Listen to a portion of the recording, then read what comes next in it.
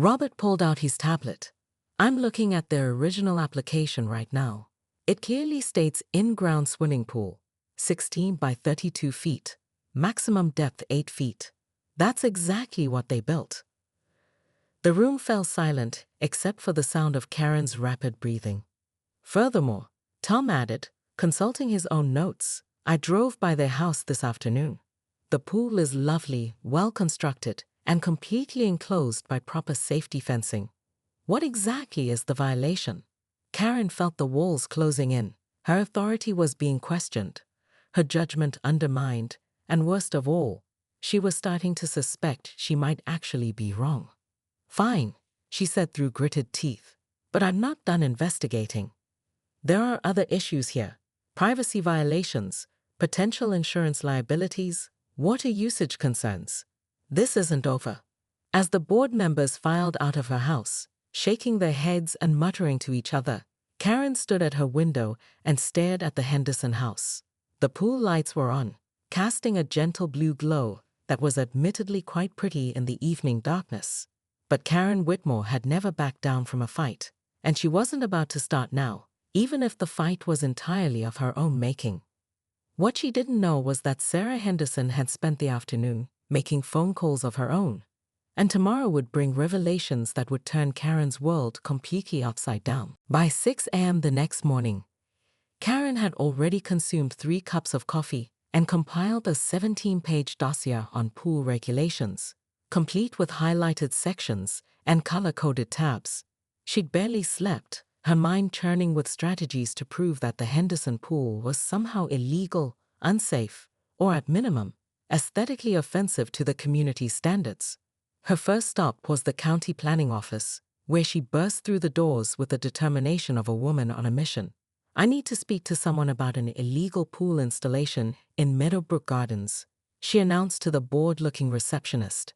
20 minutes later, Karen sat across from Dale Morrison, a soft-spoken county inspector who looked like he'd rather be anywhere else.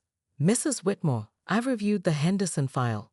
Everything appears to be in order. They filed for permits, paid all fees, passed inspections. But did you personally inspect this pool? Karen interrupted, leaning forward aggressively. Dale flipped through his paperwork. Actually, yes. I conducted the final safety inspection myself last Friday. The pool meets all code requirements and safety standards. Karen's jaw dropped. Last Friday? But the pool wasn't there last Friday. Ma'am, according to my records, the pool installation was completed on Wednesday, and I inspected it on Friday morning. Are you sure you're thinking of the right property? The horrible realization dawned on Karen like a cold sunrise. She'd been so busy last week. 3 HOA meetings, 2 community events, and her mother's doctor appointment, that she'd barely been home. The Hendersons had managed to install an entire swimming pool while she was distracted. This is unacceptable, she muttered, gathering her papers. There must be other violations. Dale sighed. Mrs. Whitmore, may I ask why you're so concerned about this particular pool? Is there a safety issue you're worried about? Karen paused. The honest answer was that she felt foolish and undermined, that her reputation as the neighborhood's watchdog was crumbling. But she'd never admit that. It's about property values, she said finally. And community standards. One ISO can bring down the entire neighborhood. Have you considered that many buyers actually prefer homes near recreational amenities? Dale asked gently. Pools often increase property values. Karen left the county office more frustrated than ever. Her next stop was the neighborhood itself, where she began a door-to-door campaign that she mentally dubbed Operation Pool Patrol. Mrs. Chen, surely you're concerned about the noise? Karen asked her elderly neighbor. Mrs. Chen adjusted her glasses thoughtfully. Actually, I rather enjoy hearing the children play. It reminds me of when my grandchildren visit. At the Martinez house, the Henderson pool is clearly oversized for their lot. It looks perfectly proportional to me, Mr. Martinez replied. Actually, it's quite beautiful. My wife and I were thinking of putting in our own pool. Karen's eye twitched violently. You absolutely cannot install a pool without proper HOA approval. Of course not, Mr. Martinez smiled. We'll be sure to get your signature just like the Hendersons did. By noon, Karen had visited 12 houses and received zero support for her anti-pool campaign. Worse, 3 families had asked her about getting approval for their own pools, apparently inspired by the Henderson installation. Desperate, she decided to take more drastic action. She called an emergency HOA board meeting for that evening, using her authority as chairwoman to override the usual notice requirements. "This is highly irregular," Karen said board member Tom Bradley, as he reluctantly took his seat in Karen's living room that evening. The other 2 board members, Linda Vasquez and Robert Kim, looked equally skeptical. "Irregular situations require irregular measures," Karen declared, launching into a passionate presentation about the Henderson pool's supposed threat to community harmony. "Karen," Linda interrupted gently, "didn't you approve this pool yourself?" "That approval was given under false pretenses." Karen's voice pitched higher. They clearly misrepresented the scope of their project. Karen Whitmore stood frozen in her perfectly manicured front yard, clutching her clipboard so tightly that her knuckles had turned white.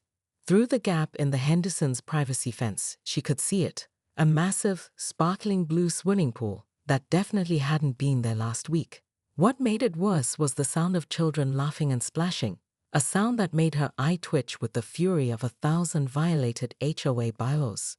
"That's impossible," she whispered to herself, then immediately called out in her most authoritative voice, "Excuse me. Henderson family." The laughter stopped abruptly. Karen marched toward their backyard gate, her sensible flats clicking against the concrete like a countdown timer. She pushed through the unlocked gate without invitation, her HOA badge glinting in the afternoon sun like a sheriff's star. "Mrs. Henderson." Karen's voice cracked like a whip across the peaceful backyard scene. Sarah Henderson looked up from where she was applying sunscreen to her 7-year-old daughter's shoulders, clearly startled by the sudden intrusion. "Oh, hi, Karen. Is everything?" "Don't hi, Karen me." Karen thrust her clipboard forward like a weapon. "This pool is a direct violation of Section 4.7 of our community guidelines. All major installations require prior approval from the HOA board, which I chair, and I most certainly did not approve this aquatic monstrosity." Sarah blinked slowly, then glanced at her husband Mike, who was floating peacefully on an inflatable flamingo. "Karen, we filed all the proper paperwork 3 months ago. We even received written approval." "Impossible." Karen's voice rose to a pitch that made the neighborhood dogs start barking. "I would never approve something this ostentatious. This neighborhood has standards." Mike paddled over to the pool's edge, water dripping from his dad bod as he reached for a folder on the patio table. "Here's your signature, Karen, dated March 15th. You even wrote 'approved pending final inspection' in your fancy purple pen." Karen snatched the papers, her face cycling through multiple shades of red as she recognized her own handwriting. The truth hit her like a cold splash of pool water. She'd been so busy that day, approving a dozen different requests in rapid succession, that she'd barely read this one. She'd simply seen backyard improvement and stamped it approved. But Karen Whitmore had never admitted a mistake in her 47 years of life, and she wasn't about to start now. "This signature was obviously forged," she declared, though her voice wavered slightly. "And even if it wasn't, I'm calling an emergency HOA meeting. This pool is far too large for a residential backyard, and I'm certain it violates noise ordinances, safety regulations, and probably several zoning laws." Sarah stood up slowly, her patience visibly wearing thin. "Karen, our pool is actually smaller than the Johnsons' pool 3 streets over, which you approved last year." "That's completely different," Karen snapped, though she couldn't quite articulate how. The Henderson children had stopped playing entirely, sensing the adult tension crackling through the air. Karen noticed their disappointed faces and felt a small pang of something, guilt, maybe. But she pushed it down with practiced efficiency. "I'm filing a formal complaint," Karen announced, turning on her heel. "This pool will be gone by the end of the month, or there will be consequences. Mark my words, Henderson family, nobody makes a mockery of my authority." As she stomped away, she missed the knowing look that passed between Sarah and Mike. And she definitely didn't see Sarah pulling out her phone to make a very interesting call to the county zoning office.